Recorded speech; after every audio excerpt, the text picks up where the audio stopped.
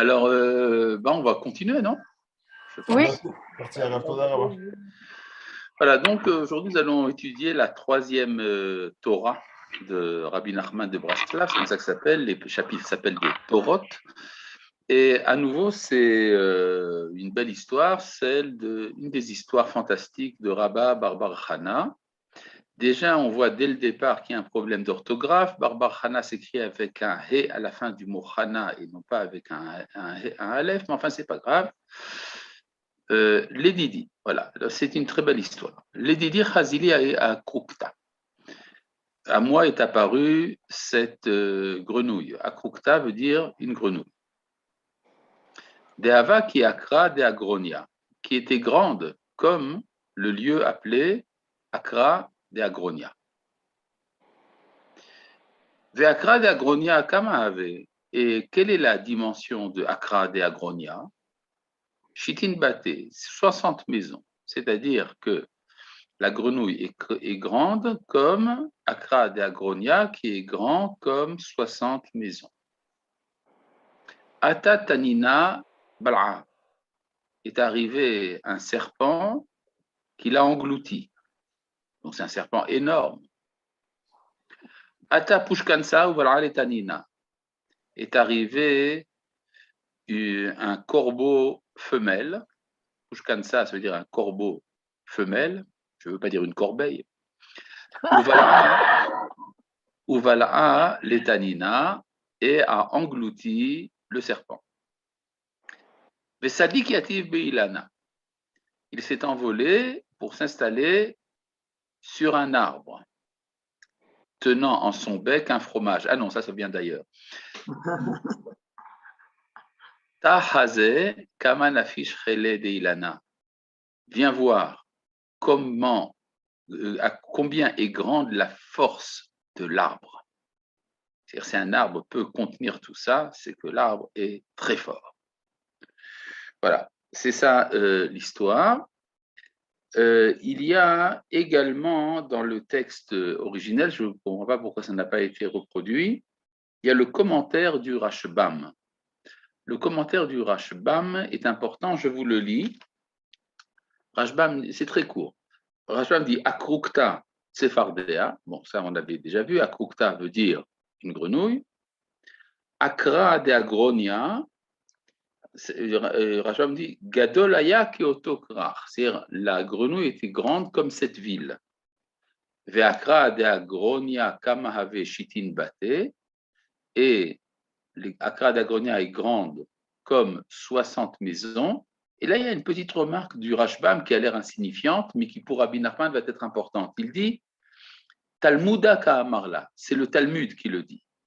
Et ce n'est pas Rabba Barbar Chana qui dit que Akra de Agronia est grande comme 60 maisons, c'est le Talmud qui le dit. Talmuda Ka'amarla. Atatanina est arrivé un serpent. Alors là, il dit Rabba Ka'amarla, c'est Rabba qui le dit. Pushkansa, Orev Nekeva, ça veut dire, Pushkansa veut dire un corbeau féminin. Voilà, un corbeau femelle. Voilà. Maintenant, on peut revenir au texte, après avoir vu ces remarques du Rashbam. Elles ont l'air tout à fait insignifiantes, mais on va voir qu'il y a une manière très particulière de Rabbi Nachman de lire ces remarques. Alors, de quoi s'agit-il? Il s'agit, on va voir, c'est assez surprenant, de musique. Vous allez me dire, bon, la musique, c'est important, mais il n'y a pas que ça dans la vie. Mais pour Rabbi Nachman, la musique est l'expression de quelque chose de très fort qui a disparu d'Israël depuis que la Shekhinah nous a quittés, depuis que la culture prophétique a disparu. Alors, c'est quoi la musique? Eh bien, la musique, c'est un résidu, je parle ici de ce que c'était à l'origine, la musique est un résidu de la prophétie.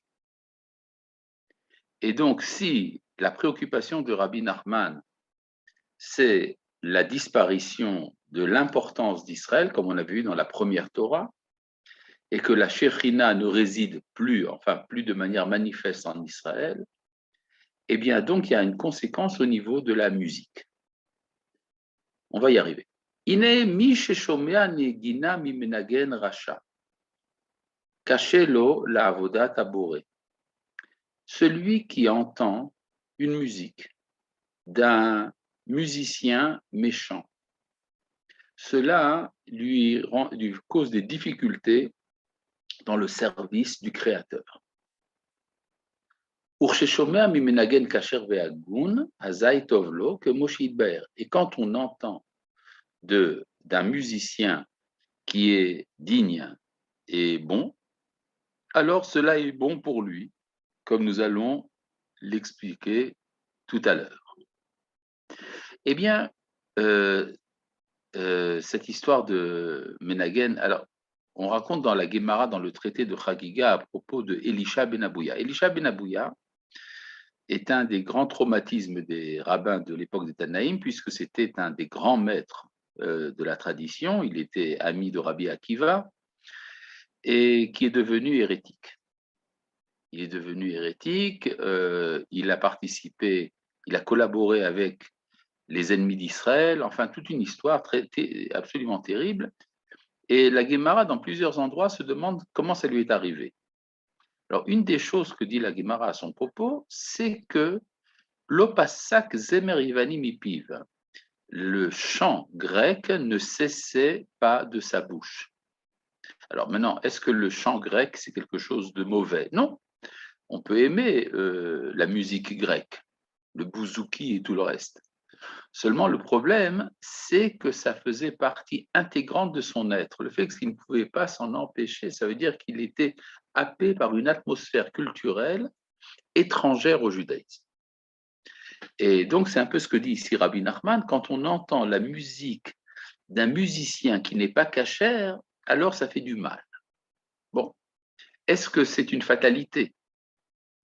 C'est ce que nous allons voir. En tout cas, ça veut dire que la musique n'est pas une chose indifférente. Vous savez, il y a tout un débat aujourd'hui autour de la musique de Wagner. Vous savez que jusqu'à ce jour, la philharmonique israélienne ne joue pas les œuvres de Wagner. Il y a tout un débat.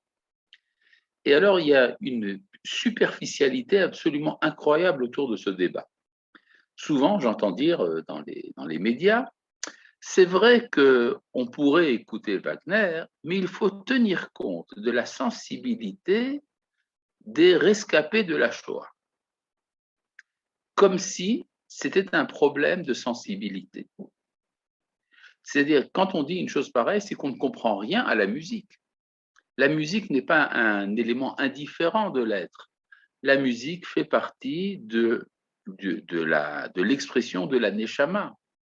Or, Wagner, c'était un salaud, un antisémite, mais de la pire espèce. Alors on pourrait dire oui, mais sa musique n'a rien à voir, mais c'est pas vrai. Sa musique justement était l'expression la plus pure, si on peut dire, ou la plus impure, si on peut dire, de son être intérieur. Et donc ne pas faire jouer Wagner, c'est pas parce qu'on tient compte de quelques personnes sensibles qui, si elles n'étaient pas là, on pourrait enfin écouter Wagner. C'est pas du tout ça. Il y a une musique qui est impure en soi. Il y avait, dans l'entourage du Rav Kook, il y avait un rabbin du nom du Rav Mordechai Fromm. Le Rav Mordechai Fromm, pardon. Le Rav Mordechai Fromm était le gendre du Rav Kook. Bon. Et il était d'origine chassidique, il aimait beaucoup la musique, en particulier le jazz. Un rabbin de très haut niveau, mais il aimait bien le jazz. Et un jour, on lui a fait écouter de la musique de Wagner. Je pense qu'il ne savait pas qui était l'auteur, mais il a dit de tout de suite arrêter, il a dit c'est un assassin qui a écrit ça. Et donc, quand on est véritablement sensible à ce que c'est que la musique, c'est là qu'on peut comprendre en quoi une musique est pure ou impure. Alors, maintenant, d'où vient la musique? Là, je continue dans le texte. Rav, excusez-moi. Oui. Le terme qui est utilisé dans le texte, on est d'accord que c'est pas grec ni impur, c'est racha. C'est pas substituable ces termes. On est d'accord que racha c'est pas égal à grec. Tout à fait d'accord. Ok. Non, parce qu'on dit comme il écoutait de la musique grecque, c'était. Non, j'ai amené un autre texte, un texte de Chagiga, dans lequel il est dit qu'il écoutait, non pas qu'il écoutait la musique grecque, mais qu'il chantait le chant grec en permanence. Ce qui est important ici, là-bas, c'est l'opasak, c'est-à-dire c'était permanent chez lui. C'était une appartenance à une sphère culturelle étrangère au judaïsme. C'est tout. Ce qui explique pourquoi il a quitté par la suite le judaïsme. Là, on ne dit pas qu'on ne peut pas écouter de la musique faite par un non-juif, entre guillemets. Non, c'est pas dit. Ok. Kihine, kol hanegina nimshechet min hatziporim. La voix de la musique trouve sa source chez les oiseaux. Alors, c'est quoi les oiseaux? Ce n'est pas les oiseaux que vous entendez piailler, c'est des oiseaux, on pourrait dire des oiseaux métaphysiques. Kedeita va midrash, comme il est dit dans le midrash, dans Vayikra Tadzaim, mipnema metzora taharatot luya bishte tziporim chayot teorot. Pourquoi est-ce que, pour purifier un lépreux, il faut se servir de deux oiseaux vivants purs? Et c'est toute une cérémonie qui est décrite dans la paracha de Metzora. Yavo kalanaya vichaper al kalanaya. Que vienne celui qui fait entendre sa voix pour expier ce qu'a fait celui qui a de la voix. Kinilka mechamat kolo shidiber lashonara, parce qu'il a été atteint à cause de sa voix, parce qu'il a dit du lashonara. C'est-à-dire que la Gemara dit que les oiseaux ont un rapport avec la parole. Nimtsa, mi shehu kasher, ça veut dire que celui qui est kasher, nim shechet anegina shelo, minashte tziporim, hayot teorot. Ça veut dire que sa musique, celui qui est pur, sa musique vient des deux oiseaux vivants purs. Vechatuv, Bazoar, il est dit dans le Zohar, Vayikra Nun Gimel, Smiley, She Ashte Tziporim, Hanal, que ces deux oiseaux, sudis, Yonkim Meatar Dinvim Yankin, s'alimentent à la source d'où s'alimentent les prophètes. C'est-à-dire que la musique représente un niveau d'être extrêmement élevé, beaucoup plus élevé que la parole. La parole revient de la sagesse, tandis que la musique vient des prophètes. Lechach nikra hamenagen hazan. C'est pour cela que celui qui fait de la musique est appelé chazan. Le chazan milshon chazon, ça vient du mot chazon, vision. Hainu leshon nevoa, qui appartient donc au registre de la prophétie, qui lokea hanegina meatar dinviim yankin, parce qu'il prend sa musique du lieu d'où s'alimentent les prophètes. Donc, ça me rappelle ce que dit Rabbi Israël de Shklov. Vous vous rappelez certainement de Rabbi Israël de Shklov. Je ne pense pas que vous l'ayez connu personnellement, étant donné qu'il est mort il y a 200 ans. Mais Rabbi Israël de Shklov était un élève du Gaon de Vilna, qui habitait à Tzfat, et qui a écrit un livre de halacha sur les règles concernant Eretz Israël. Ce livre s'appelle Pe'at HaShulchan, ça veut dire c'est le coin de la table. La table en elle-même, c'est le Shulchan Aruch, Shulchan, Pe'at HaShulchan. Et dans son introduction, qui est très longue, il parle de son maître, le Gaon de Vilna. Une des choses qu'il dit au nom de son maître, c'est que le Gaon disait qu'on ne peut comprendre les secrets du Zohar que s'il y a une musique qui l'accompagne. C'est-à-dire, si on ne comprend pas la musique, on ne comprend pas le Zohar. Il disait non seulement cela, que grâce à la musique, on peut ressusciter les morts, ou bien au contraire, faire mourir les gens. Les faire mourir comment? En jouant une musique qui va attirer l'âme. Et l'âme, donc, va quitter le corps pour écouter cette musique. Bon, ça revient un peu à ce qu'il dit dans la Guémara, que les soldats de Sancheriv sont morts d'avoir entendu le chant des anges du service. Ça veut dire que quand vous dites qu'elle vient des prophètes, elle vient de la Séphira, de la Bina, contrairement à la parole qui vient de la Séphira Chochma, le lieu où s'alimentent les prophètes, d'après les kabbalistes, c'est Netzar Perod, c'est-à-dire l'éternité et la splendeur, qui sont les séphirotes qui découlent de la Tiferet, si déjà vous parlez le langage des kabbalistes. Je suis désolé de ne pas être d'accord. C'est vrai que le Netzar Perod sont insérés dans la Bina plus que dans la Chokhmah, mais enfin, ça c'est encore autre chose. Donc je reviens à cette histoire, ce que disait le Gaon de Vilna, c'est que la musique, il y a parfois une tonalité qui touche à la racine de l'être. Et donc si j'entends la musique qui correspond à mon être, je risque donc de faire partir mon âme. D'accord? Bon, d'ailleurs, j'ai entendu dire, je ne sais pas si c'est authentique, mais j'ai entendu dire que Manitou disait qu'il y avait parfois dans certaines mélodies andalouses, il se disait que s'il l'entendait à l'origine, et on dit la musique originelle, son âme sortirait. Donc c'est un peu cette même idée qu'on trouve ici chez Rabbi Nachman.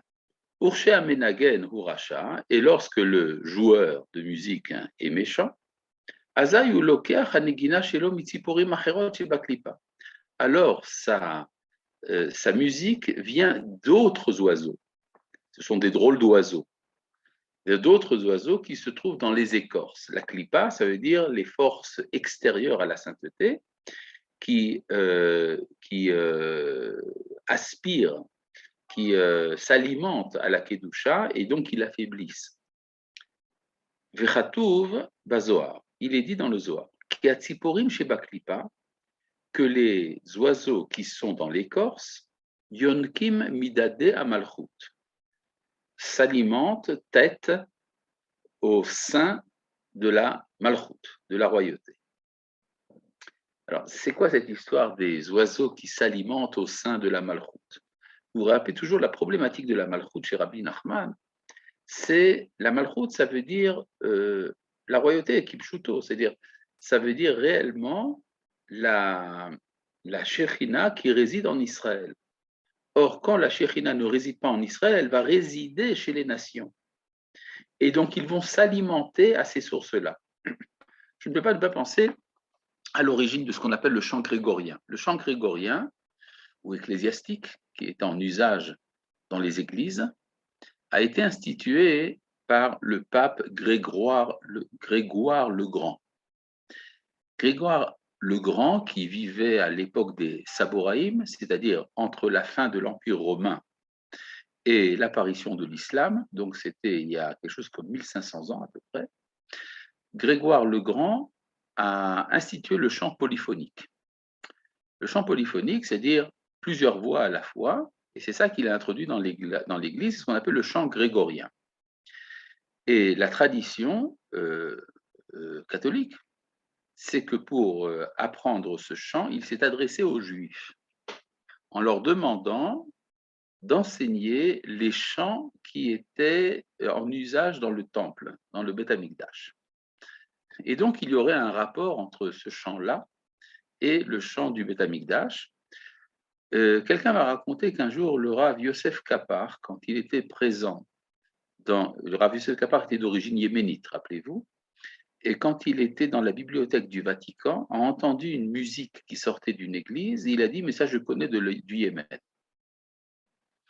Et donc, il y a effectivement, donc, ce qui est dit ici, que les oiseaux des écorces, les oiseaux de l'impureté s'alimentent au sein de la malchoute, ce n'est pas dénué même de réalité historique. Donc, je reviens ici au texte, il dit dans le Zohar que les oiseaux qui sont dans la klipa, dans l'écorce, s'alimentent au sein de la malchoute, et lorsque la nuit se divise en deux, c'est-à-dire minuit, Kden Karoza Karez, c'est alors que le crieur annonce Katsipori Mahuzot Bapar, Kahem Yukashim Bene Adam, c'est comme des oiseaux qui sont tombés dans un piège que tombent les fils de l'homme. Donc il y a ici un problème, c'est que si je veux écouter de la musique, et que je prends ça au sérieux, c'est pas simplement, disons, un arrière-plan musical, comme vous savez, quand vous promenez dans un supermarché et vous entendez une musique de fond qui fait dalang, dalang, dalang, dalang. Aujourd'hui, 25% de réduction sur les produits ménagers. Dalang, dalang, dalang, dalang. Non, c'est pas de ça du tout dont il est question, c'est quelque chose de tout à fait sérieux. Et alors, la question qui a été posée tout à l'heure, c'est, oui, mais alors, est-ce que dans ce cas-là, on ne pourrait pas écouter la musique de n'importe qui? Alors là, Rabbi Nachman, qui est très préoccupé justement par ce problème, répond, Vatikunhu, et ce qui va réparer cela, Sheyuchal lishmoa negina mikol adam, de pouvoir entendre une musique de tout homme, c'est-à-dire, Rabbi Nachman pourrait très bien arriver à la conclusion, eh bien, puisque c'est comme ça, quand on écoute de la musique, il faut d'abord s'enquérir de savoir qui est le joueur, qui est le musicien. Ce qui réduirait énormément notre champ, dans les deux sens du terme, notre champ d'écoute. Or, ce n'est pas ça que dit Rabbi Nachman. Il dit au contraire, il veut pouvoir entendre toute musique. Ou il y a d'ailleurs chez les chassidim également cette idée qu'il y a ce qu'on appelle une rédemption des étincelles dans les musiques des goïms. Vous savez que les traditions chassidiques, les traditions musicales des chassidim remontent souvent très loin et elles sont souvent inspirées de chants et de musique des goïms des alentours. C'est-à-dire, il y a beaucoup de chants chassidiques qui sont ukrainiens en vérité ou russes. Il y a également chez les chassidim de Chabad des chants inspirés des marches napoléoniennes. Lorsque Napoléon se promenait à travers les plaines de Russie, eh bien, ces soldats avaient donc des chants de marche, et ces chants de marche se sont retrouvés dans le Beth Midrash des Chassidim de Chabad.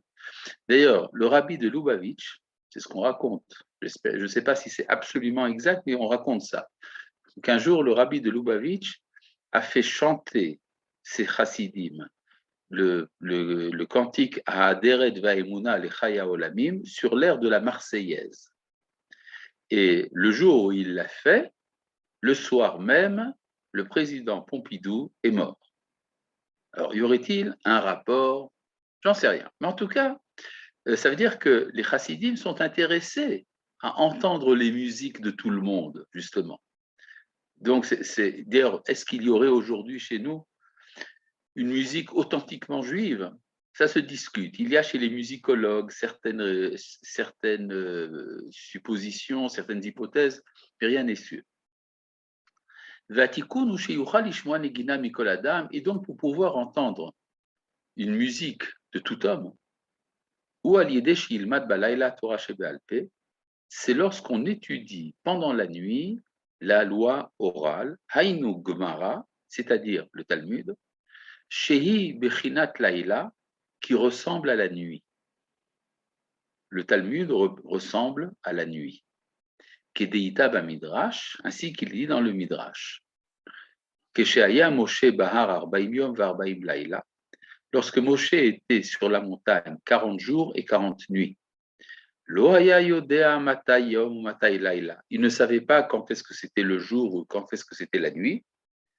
Rak al yedeze keshaya lomet Torah shebichtav haya yodea shu yom pour shelama Torah shebealpe yodea shu laila. Lorsqu'il étudiait la loi écrite, il savait que c'était le jour, et lorsqu'il étudiait la loi orale, il savait que c'était la nuit.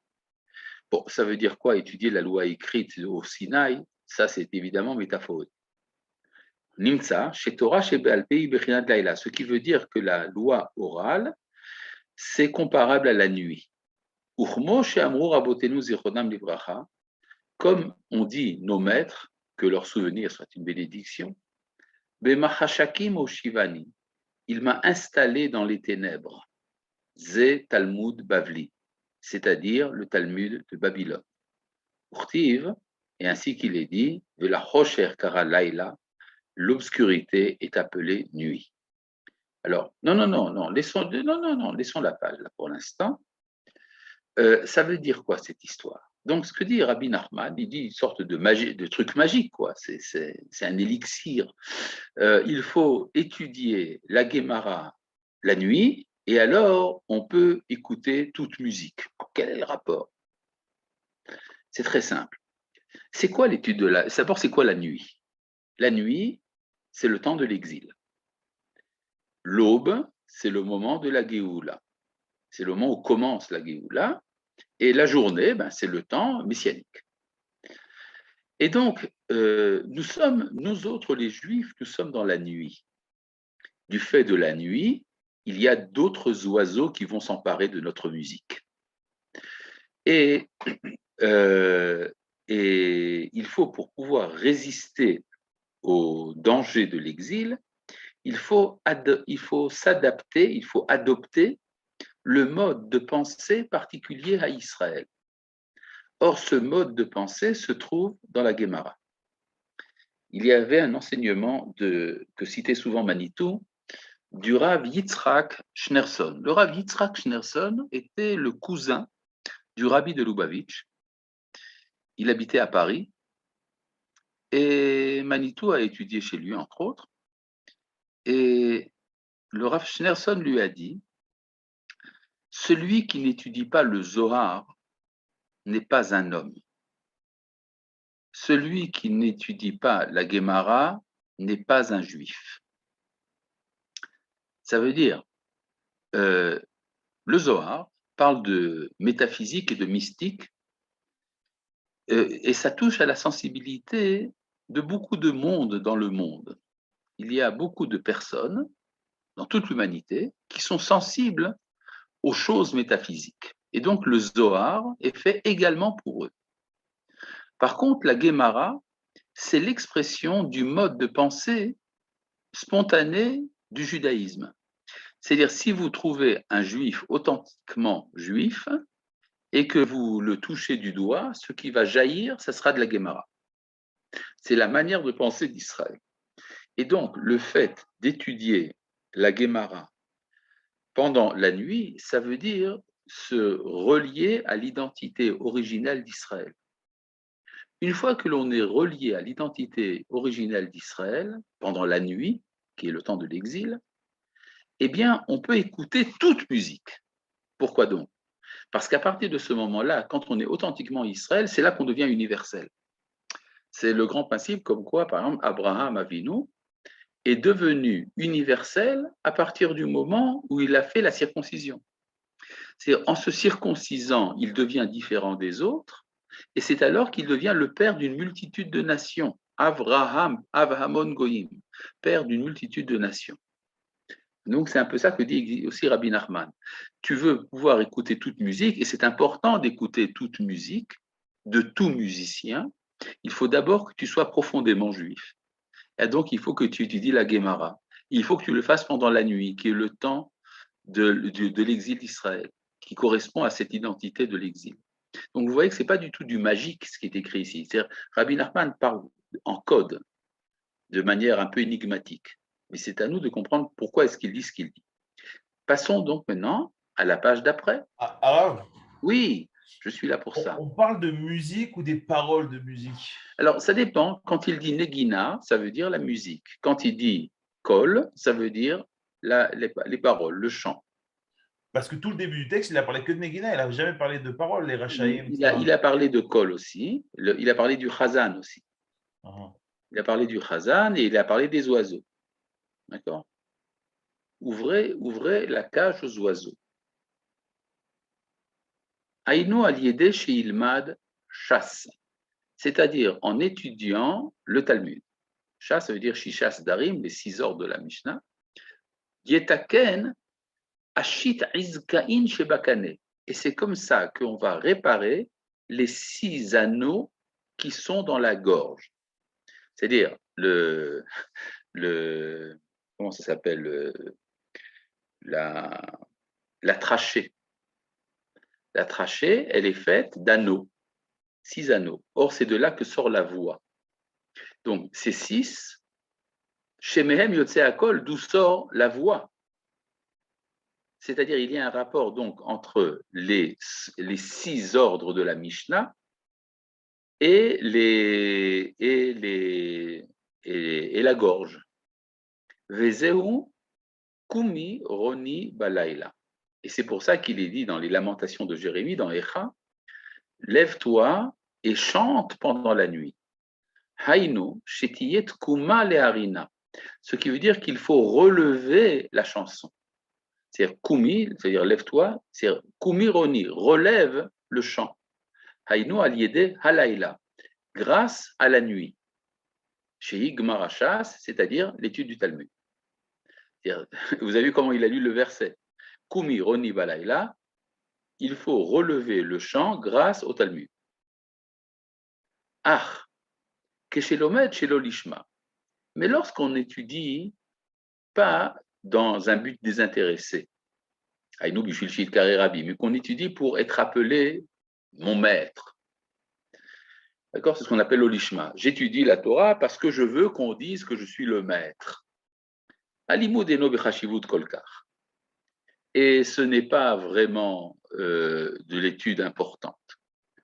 Pour Shelomed Balaïla, mais quand il étudie la nuit, ça veut dire qu'il le fait, même quand il n'est pas, quand il devrait dormir. Chut shel chesed imshach alav ou magen alav. Alors un fil de grâce est tendu sur lui et le protège. Shelo yaziklo amarshava hanal, le fait que cette pensée ne peut pas l'endommager. Veïta bekidve Hari, et il est dit dans les écrits du Hari, Rabbi Yitzhak Luria, Kitsiporim sheba klipa, que les oiseaux qui sont dans l'écorce, hem mochin shebe malchudi klipa, ce sont les cerveaux, ça veut dire les lumières intellectuelles, qui sont dans Malchut shebe klipa, dans la Malchut qui est du côté de l'écorce. Tandis que les deux oiseaux vivants et purs sont ceux qui construisent la malchoute de la sainteté. Et c'est pour ça que quand David a été loué en présence du roi Shaoul, on a dit de lui, il sait jouer. Qui a negina et binyan malchout, parce que la musique, c'est la construction de la malchoute. Et c'est pour ça qu'il mérite d'être roi. Effectivement, le Rambam, dans le Guide des Égarés, dit que lorsque le flux divin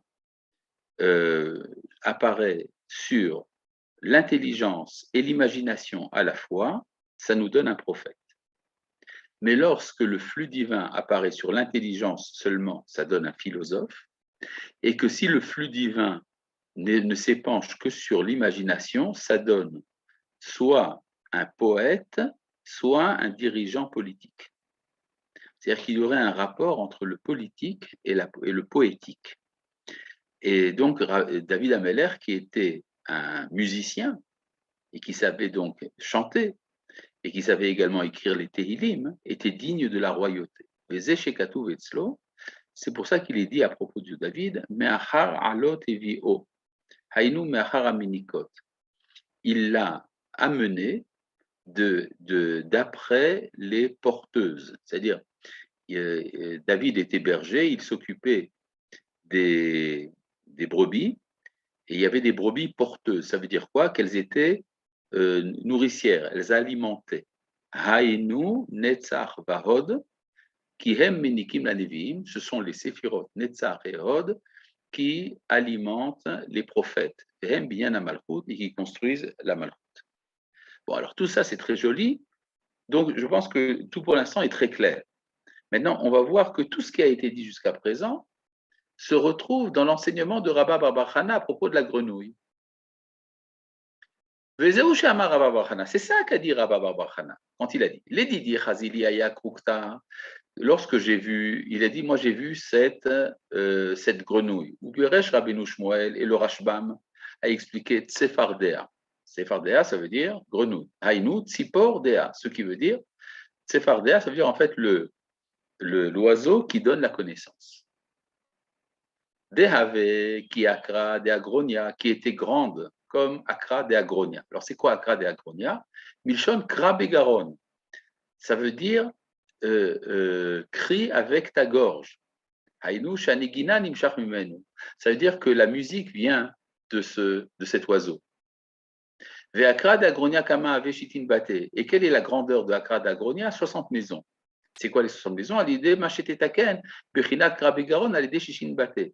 C'est-à-dire que tu peux réparer l'appel de la gorge par les 60 maisons. C'est quoi les 60 maisons? Aïno à l'idée shitin masertot, c'est-à-dire à travers les 60 traités du Talmud. Ou Peresh Rabbeinu Shmuel, Talmud Akamarla. Et quand Rabbeinu Shmuel dit, c'est le Talmud qui le dit, Aïnou Shilma Talmud. Ça veut dire qu'il faut qu'il étudie le Talmud. Atatanina Bala'a, vous comprenez que tout se retrouve maintenant. Atatanina Bala'a, et alors est venu le serpent pour l'engloutir. Ou Peresh Rabbeinu Shmuel, Rabba Kamarla, c'est-à-dire le serpent qui veut manger la grenouille. C'est Rabba qui le dit. C'est quoi Rabba? C'est-à-dire qu'il étudie pour qu'on l'appelle Rav. Aïnou Alideh Shilma Chelolishma. Ivla Ota Anachash, c'est alors qu'il peut être englouti par le serpent. C'est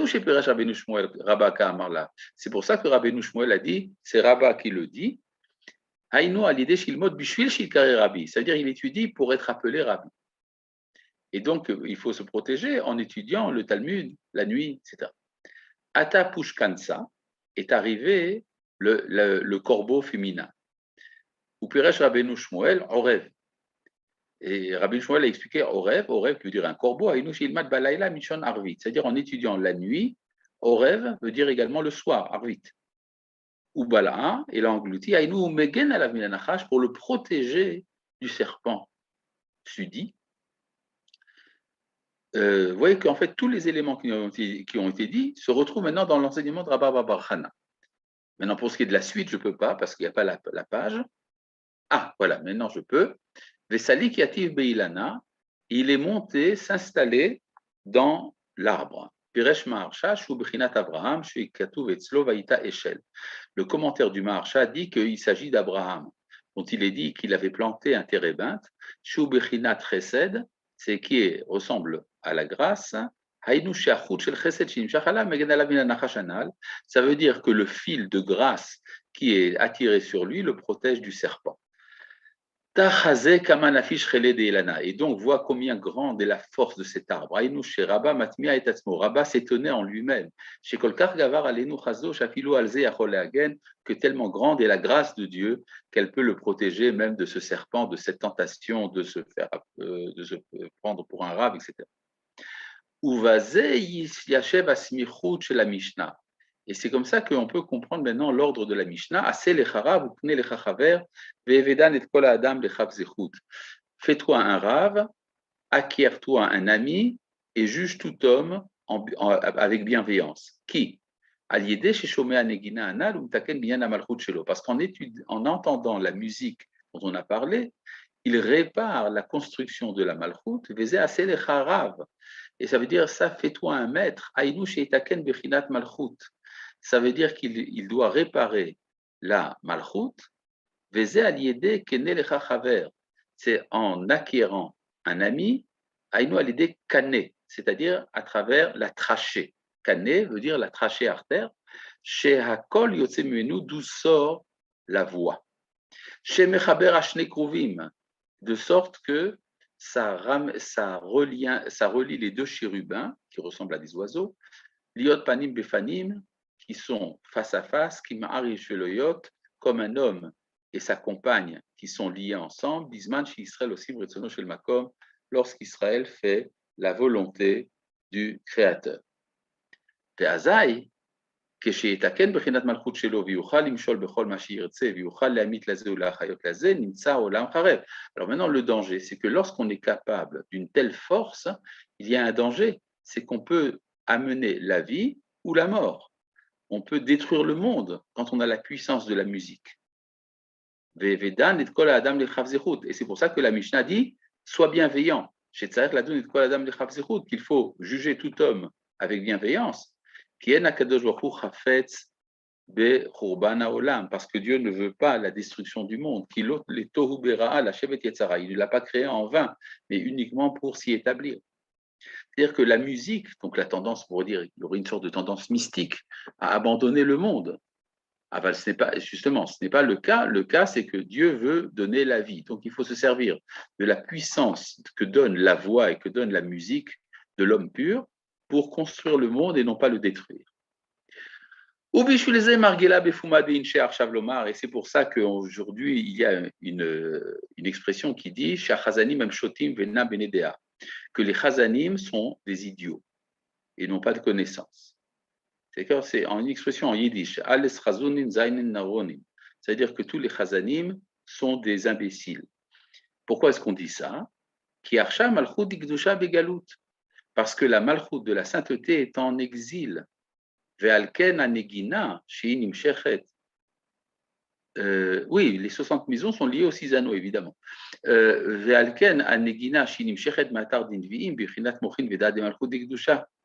Et c'est pour ça que la musique qui a son origine dans le lieu des prophètes, du cerveau et de la connaissance de la malchoute de la sainteté, alors que Varshav de la malchoute de Galout, et alors aujourd'hui la malchoute est en exil, c'est pour ça que la musique est entamée. C'est pour ça que les chazanim n'ont pas la connaissance. C'est-à-dire que les chazanim sont des prophètes potentiels. Or, comme ils n'ont pas la dimension qu'ils devraient avoir, c'est la raison pour laquelle on dit qu'ils sont bêtes. Parce qu'ils n'ont pas la force maintenant d'attirer la musique de sa racine qui est dans la sainteté, qui est les mochin et la connaissance de la malchut de la sainteté. Aval le'atid, mais dans le temps à venir, mais lorsque la malchut d'Ikdusha dans l'avenir deviendra, s'élèvera et que Dieu sera reconnu comme le roi de toute la terre, c'est alors que s'élèvera et se complétera la musique, à la manière de la date de Malchut d'Ikdusha, d'où vient la musique. Comment faire pour la suite? Voilà. Vezeu, et c'est pour ça qu'il est dit, Ki melech al kol haaretz Elohim zamru maskil. C'est pour ça qu'il dit, lorsque Dieu sera roi de toute la terre, alors celui qui chante deviendra intelligent, maskil. Ki azai ki Hashem le melech al kol haaretz, c'est que lorsque Dieu sera roi de toute la terre, vitale malchut d'Ikdusha, et que s'élèvera la sainteté la malchut de la sainteté, azai zamru maskil. Aïno, ce qui veut dire c'est-à-dire que les chazanim recevront l'intelligence grâce à la royauté de la sainteté, et recevront la musique de sa racine qui est dans la sainteté, et c'est pour ça qu'il est dit Ki gadol me'al shamaim chasdecha, que ta grâce est plus grande et grande au-dessus du ciel. C'est quoi le ciel? Shamaim ubrinat kol, ce qui veut dire la voix. Moshekatu shamaim mishmata kolecha, ainsi qu'il est dit, c'est depuis le ciel que tu as fait entendre ta voix. Car par la grâce qui vient du fil de grâce qui est attiré sur celui qui étudie la Torah dans la nuit, canal, c'est comme ça que serait par la voix Vezu ki gadol mal shamaim chasdecha, acheté tziporim d'ikdusha, et les deux oiseaux de sainteté chez Misham Anevoa Nimshechet. Bon, je vois que c'est un peu, ça risque d'être un peu long. On va voir ce qu'on arrivera à faire. Acheter Tziporim d'Ikdusha, les deux oiseaux de sainteté chez Misham Anevoa Nimshechet, qui sont l'origine de la prophétie, Em Binyan Malchut d'Ikdusha. Ça appartient donc à la construction de la royauté de la sainteté. C'est pour ça que quand on mettait en place un roi, ça se faisait avec l'accord du prophète. Comme toute la royauté de la maison de David qui se faisait par la bouche des prophètes. Or, la névoie, la prophétie vient des chérubins, Shem Brinat Shetziporim qui ressemblent aux deux oiseaux, Shem Binyan Amalchut d'Ikdusha qui sont la construction de la royauté de la sainteté. Mais Achar Alot Evio, mais Aïnou Meachar Amenikot. Alors, quand on a dit que David venait de derrière les porteuses, les brebis porteuses, c'est-à-dire qui étaient nourricières, qui aiment Yankin la Neviim parce qu'ils alimentent les prophètes. Vezeu Meachar Alot.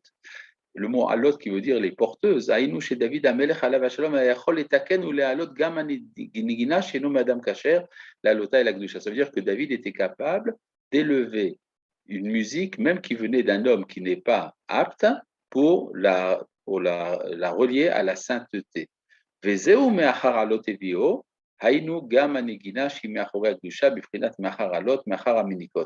ce qui est derrière, ce qui est derrière les porteuses, c'est-à-dire même les musiques qui viennent de l'autre côté, c'est-à-dire des écorces, des clipotes, qui a negina dikdusha ou matar d'invim yankin, va negina sheno bikdusha b'chinat me'achar alot, c'est-à-dire la musique qui vient de la sainteté vient du lieu des prophètes, tandis que la musique qui vient de celui qui n'est pas pur, qui n'est pas dans la sainteté, vient de derrière, mais achorei akdusha, de derrière la sainteté. Et David, Amelech alav shalom, ayachol etaken nigina zo gamken, mais David était capable d'élever même cette musique, valier des zenit ala malchut dikdusha, et c'est pour ça et c'est comme ça qu'il a réussi à élever la royauté de la sainteté, c'est-à-dire que pour que la royauté de la sainteté marche, il faut également associer les musiques des autres.